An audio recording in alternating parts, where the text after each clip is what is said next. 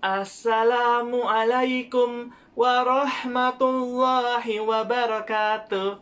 Halo teman-teman, apa kabar? Ketemu lagi ya sama Pak Fahran.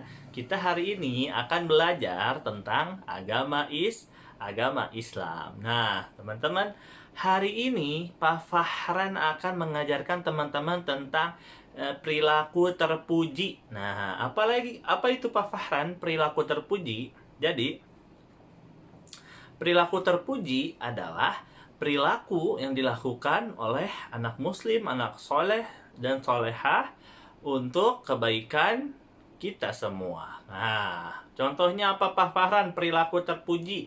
Misalnya kayak tolong menolong. Nah, terus apa lagi? Kerjasama. Terus apa lagi? Bertanggung jawab. Apalagi patuh kepada orang tua dan guru. Nah, itu contoh perilaku terpuji ya, teman-teman.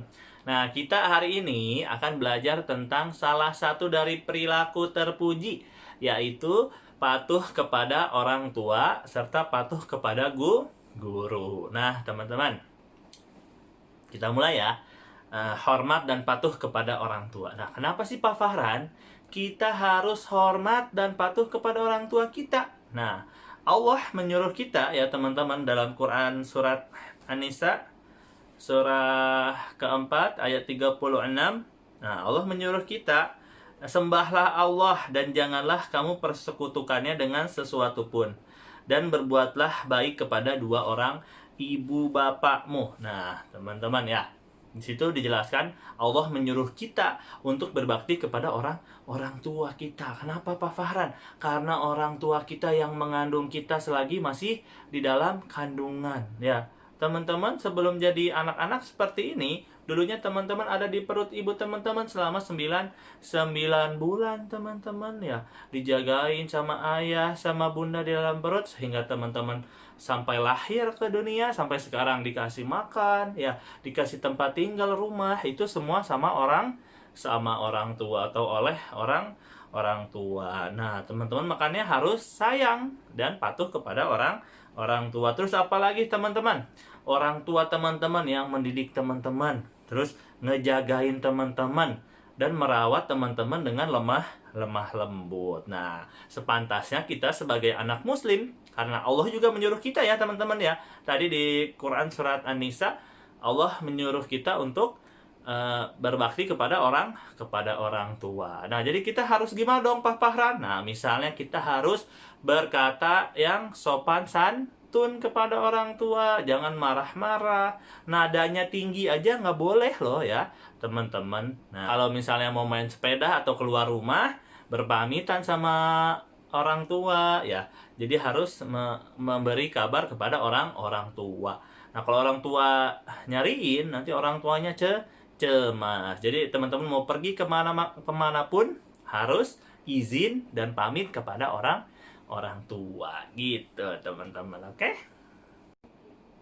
Nah, teman-teman, Pak Fahran akan cerita dari sebuah hadis ya teman-teman. Nah, hadis ini diriwayatkan dari Ibnu Mas'ud radhiyallahu an. Dia bertanya kepada Rasulullah, kepada Nabi Muhammad, "Ya Rasulullah, amalan apa yang paling dicintai oleh Allah Subhanahu wa taala?" Nah, terus Rasulullah menjawabnya dengan yaitu yang pertama adalah sholat 5 waktu. Nah, terus ditanya lagi, Ibnu Mas'ud tanya ke Nabi Muhammad, terus apa lagi ya Rasulullah? Yang kedua adalah berbakti kepada orang tua. Terus Ibnu Mas'ud ternyata nanya lagi teman-teman, terus apalagi ya Rasulullah?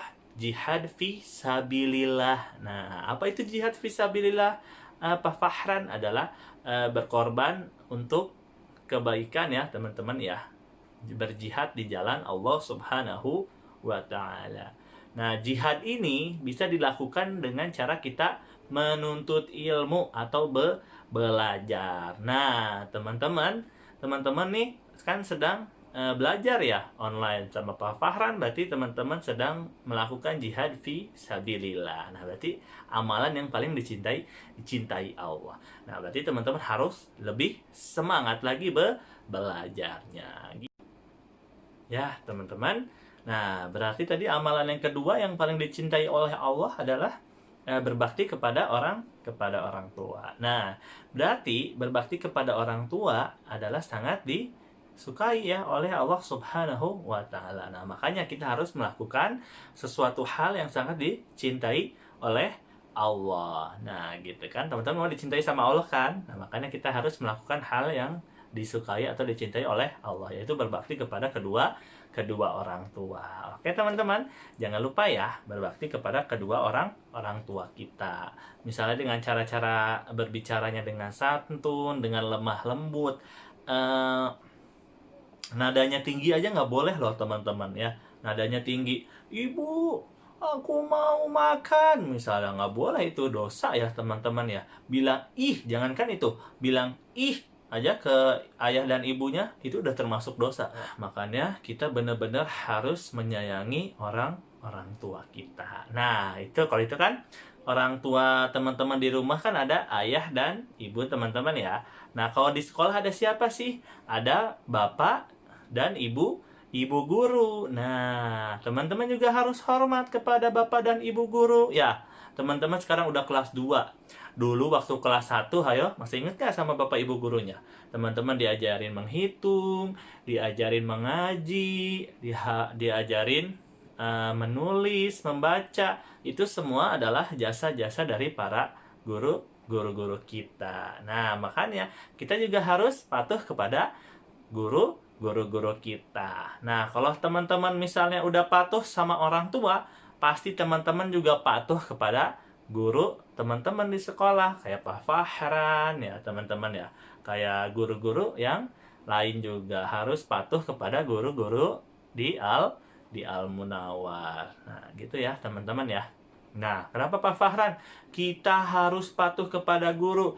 Ya karena guru ini yang telah mengajarkan teman-teman sehingga bisa berhitung, bisa mengaji, bisa membaca gitu. Ya Pak Fahran juga bisa ngajar seperti ini, bisa menjadi guru karena jasa dari guru Pak Fahran terdahulu teman-teman. Kalau nggak ada guru-guru Pak Fahran nggak mungkin bisa ngomong seperti ini di depan teman-teman, nggak bisa ngajarin teman-teman gitu teman-teman. Oke?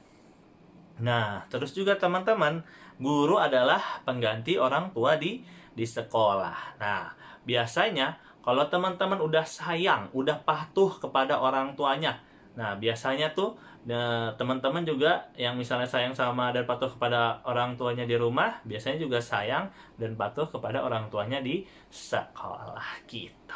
Nah, kalau misalnya patuh dan sayang kepada guru-guru di sekolah, apa Pak Fahran dapat? Apa Pak Fahran dapat adalah menjadi anak yang memiliki akhlak mulia. Nah, apa itu Pak Fahran? Anak yang memiliki akhlak mulia. Nah, misalnya dia kalau dengar azan, dia langsung cepat-cepat sholat, langsung wudhu, langsung sholat gitu ya teman-teman. Terus apalagi akhlak mulia yang lain?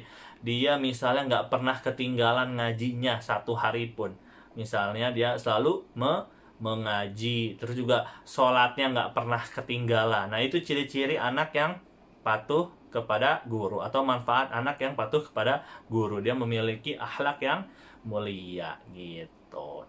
Terus sholatnya nggak ketinggalan, ngajinya jalan terus ya teman-teman ya, selalu mengaji. Terus kepada orang tua juga jadinya santun ya teman-teman. Nah, itu ciri-ciri anak yang memiliki akhlak yang mulia gitu teman-teman. Oke teman-teman, mulai dari sekarang harus sayang dan patuh kepada orang tua di rumah maupun orang tua di sekolah. Oke teman-teman, segitu saja pelajaran hari ini dari Pak Fahran.